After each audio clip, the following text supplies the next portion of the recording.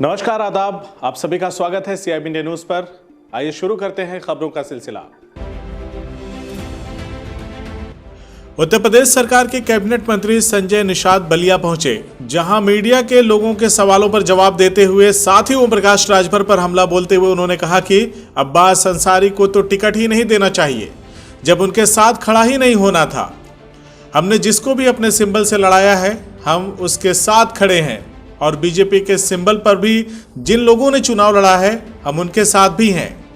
अपने समाज के बारे में उन्होंने कहा कि मैं बलिया में इनको सचेत करने आया हूं, जागरूक करने आया हूं, इनकी राजनीतिक चेतना को जगाने आया हूं।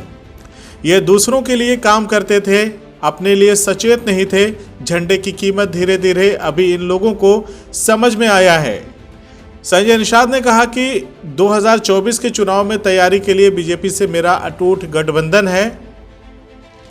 2024 में इतिहास रचकर मोदी जी को जिताना है। वहीं ओम प्रकाश राजभर पर पूछे गए दूसरे सवाल पर कि अगर वह बीजेपी के साथ आते हैं तो बीजेपी का क्या रुख रहेगा, इस पर उन्होंने कहा कि देखिए, हम एनडीए के घटक दल हैं, हम लोग एनडीए के पार्ट हैं, सहयोगी दल हैं और जो भी बात होगी वो एनडीए बीजेपी से बात करने के बाद जो भी निर्णय होगा वह लिया जाएगा।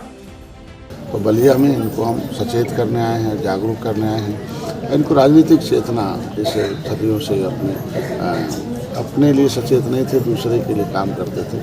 तो झंडे का कीमत इन्होंने अभी धीरे धीरे आया है और नगर पंचायत के चुनाव पर भी इनसे समीक्षा करनी थी कि जहाँ भी हमारा कार्यकर्ता अगर उस लायक है, जीतने लायक है, तो भारतीय जनता पार्टी बड़े भाई है, उनसे मैं कहूँगा कि भाई उस सीट को उनको दीजिए कार्य, क्योंकि पार्टी बनती है चुनाव लड़ने के लिए, लड़ाने के लिए, वैसे इनको देना था। और आगे 2024 की इनको तैयारी करनी थी। आप एक ऐतिहासिक रूप से अटूट गठबंधन है भारतीय जनता पार्टी के साथ, तो आप हो गए हैं और एक इतिहास रचकर 2024 में पुनः मोदी जी को हाथों से। तो बलिया में इनको हम सचेत करने आए हैं, जागरूक करने आए हैं। इनको राजनीतिक चेतना जैसे सदियों से अपने लिए सचेत नहीं थे, दूसरे के लिए काम करते थे।